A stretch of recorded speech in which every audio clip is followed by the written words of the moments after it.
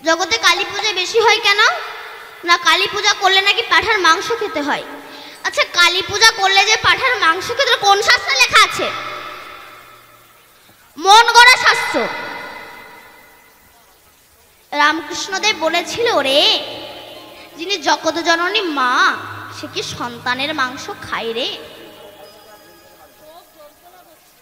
কোন পাঁঠা বলি দিবি?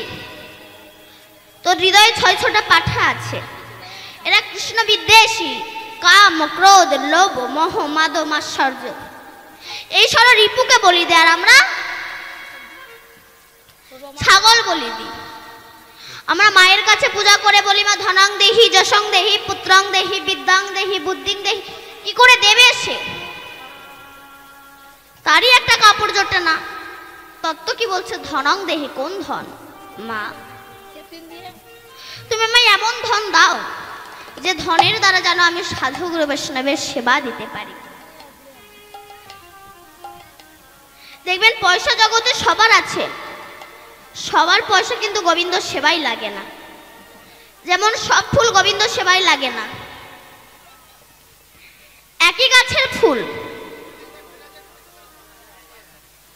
একই গাছের ফুল, কোনটা মালা হয়ে মরার গলায় গিয়ে শ্মশানে গিয়ে পুড়ে ছাই হয়ে যাচ্ছে, কোনটা বরবধূর গলায় যাচ্ছে, কোনটা ঝরে পড়ে যাচ্ছে, আবার কোনটা আমার রাধা গোবিন্দের গলায় গিয়ে দুলছে। যেমন একই গাছের ফুল, কোনটা মরার গলায় গিয়ে শ্মশানে গিয়ে পুড়ে ছাই হয়ে যাচ্ছে, কোনটা বরবধূর গলায় যাচ্ছে, কোনটা ঝরে পড়ে যাচ্ছে, আবার কোনটা আমার রাধা গোবিন্দের গলায় গিয়ে দুলছে। একই পাল বসানো ঘট, কোনো ঘটে মদ রাখা হয়, কোনো ঘটে খেজুরের রস রাখা হয়, আবার কোনো ঘট মন্দিরে প্রতিষ্ঠিত হয়। ঠিক তেমনি একই মায়ের গর্ভের সন্তান, কেউ সুরা পান করতে ভালোবাসে, কেউ পতিতালয়ে যেতে ভালোবাসে, আবার কেউ বা কৃষ্ণ ভক্ত হয়। কেউ সুরা পান করে টাকা নষ্ট করে, আবার কেউ বা তিলে তিলে রেখে দেয় সাধু গুরু বৈষ্ণবের সেবা দেওয়ার জন্য। এই যে এত টাকা খরচা করে যে হরি নাম দিচ্ছে, আর বাইরে থেকে কিছু মানুষ কি বলছে, এ পূজা কি আর এমনি এমনি করে, পূজার শেষে কিছু টাকা পকেটে পড়ে ওই জন্য করে। তা বাবা, তুমি যদি এত বুঝে থাকো তো তুমিও যোগ দাও না, দেখবে তোমার মাথার জায়গায় মাথা থাকবে না। এই অনুষ্ঠান করতে গেলে কত ঘাত প্রতিঘাত সহ্য করতে হয়, কত আঘাত সহ্য করতে হয়, মাথার ঘাম পায়ে ফেলতে হয়, তবেই মহোৎসব হয়, এই হরিবাসর হয়। বিদ্যাং দেহি। কোন বিদ্যা? মা তুমি আমায় এমন একটা বিদ্যা দাও যে বিদ্যার দ্বারা যেন আমি শাস্ত্র গ্রন্থ রচনা করতে পারি। পত্নীং দেহি। মা তুমি এমন একটা আমায় বউ দাও, সে যেন না বলে চলে একটু মিঠুন চক্রবর্তীর বই দেখে আসে, সে যেন বলে চলে একটু হরিনাম শুনে আসে। মা কালী উলঙ্গ হয়েছে। কোন উলঙ্গ? তিনি কামনা বাসনার বসন খুলে ফেলেছে। দিগম্বর, দিককে অম্বর করে তিনি বসন পড়েছেন। কামনা বাসনার বসন খুলে ফেলে মুক্ত অঙ্গে রাস্তায় রাস্তায় কৃষ্ণ বলে বেড়াচ্ছে। সেই মাকে পূজা করে বলো, মা তুমি যেমন মুক্ত অঙ্গে রাস্তায় রাস্তায় কৃষ্ণ বলে বেড়াচ্ছ, আশীর্বাদ করো মা আমিও যেন কামনা বাসনার বসন খুলে ফেলে মুক্ত অঙ্গে রাস্তায় রাস্তায় কৃষ্ণ কৃষ্ণ বলে বেড়াতে পারিনি। তাই গৌর হরি। তাই সখীরা বলল, ওরে রাধে, কৃষ্ণ হারায়নি, হারিয়েছিস তুই। তো তুই যখন কৃষ্ণকে হারিয়ে ফেলেছিস, কৃষ্ণ নাম তো হারায়নি। চল আমরা সেই কৃষ্ণের নাম করে নামিকে ডেকে আনতে বাধ্য করব। সমস্ত সখীগণ রাধার হাত ধরে নিয়ে গেলেন যমুনা কুলে নিতে। সেখানে গিয়ে পদ্মাসনে বসে নয়ন মুদ্রিত করে কুলকুলন্ডিনী শক্তিকে জাগ্রত করে মণিপুর মূলাধার আগ্রাচক্র সত্যিষ্ঠানকে ভেদ করে ঊর্ধ্বগামী হয়েছেন শ্রীমতী রাধা ঠাকুরানী। এই জন্য ঊর্ধ্ব হইতে নিম্নগামী যার নাম ধারা, আর নিম্ন হইতে ঊর্ধ্বগামী তার নাম শ্রীমতী রাধা। সরাই সাজে ছয়টা আমি আছে অবস্থান, ঊর্ধ্ববিন্দু দিয়া তাহে কইল অবস্থান।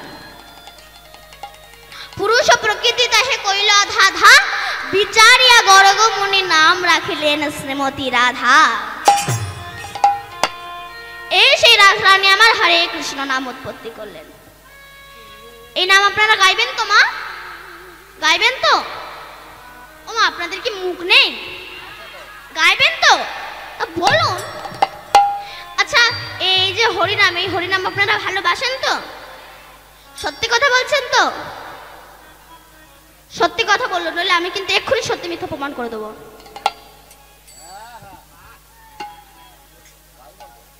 ভালোবাসেন তো হরিনাম?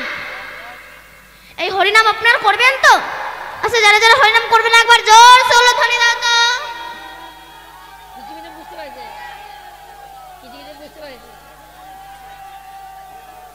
শঙ্খধ্বনি।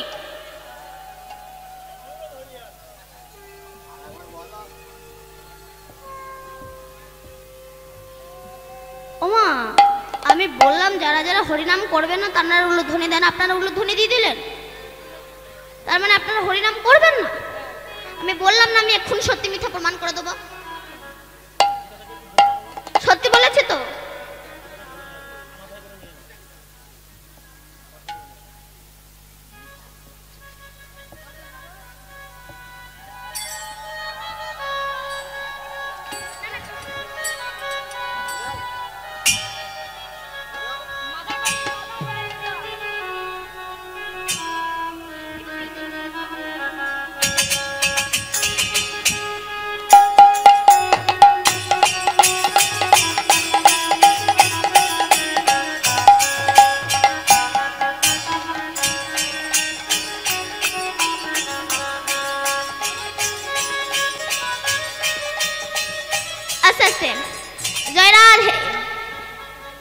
আমার মায়েরা বলছে মা দীপান্বিতা মুখ ফসকে বেরিয়ে গেছে, আর একবার সুযোগ দে মা।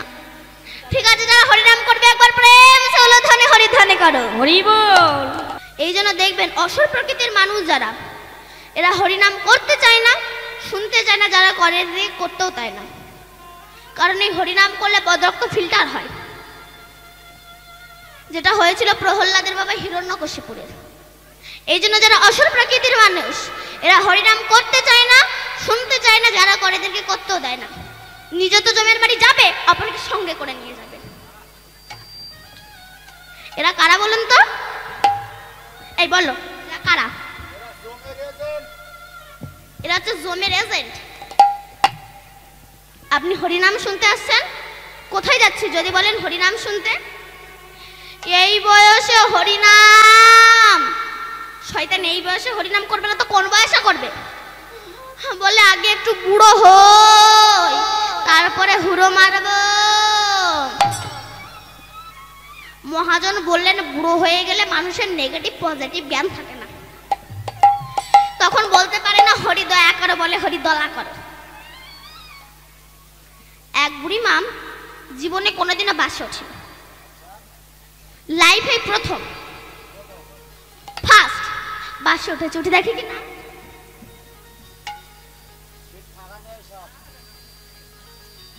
ও বুড়িমা, সব তো বসে পড়েছে, একটাই তো ফাঁকা নেই। দেখছে প্রত্যেক সিটে একটা করে লোক বসে আছে। সেই সময় ড্রাইভার গিয়েছিল চা খেতে, বুড়ি দেখছে সামনে একটাই সিট ফাঁকা, ওখানে গিয়ে বসে পড়েছে। বসে গেলে পান দিয়ে চেবাচ্ছে। ড্রাইভার এসে দেখে আমার সিট লেডিস হয়ে গেল কি করে। ও বুড়িমা, বুড়িমা আপনাকে তো এখন উঠতে হবে। কেন রে বাবা? বুড়িমা আমি এই জায়গায় বসে গাড়ি চালাবো। বুড়ি তখন বলছে বাপ, বুড়ি মানুষ বসেই যখন পড়েছি, আজ নাই তুই অন্য জায়গায় বসে গাড়ি চালা। বুড়ি জানে না বাসে বহু সিট থাকতে পারে, যেমন ড্রাইভারের সিট ছাড়া ড্রাইভার গাড়ি চালাতে পারে না, তেমনি দেহানে পরমায়ু থাকতে পারে, শিশুকাল ছাড়া গোবিন্দ ভজন হয় না।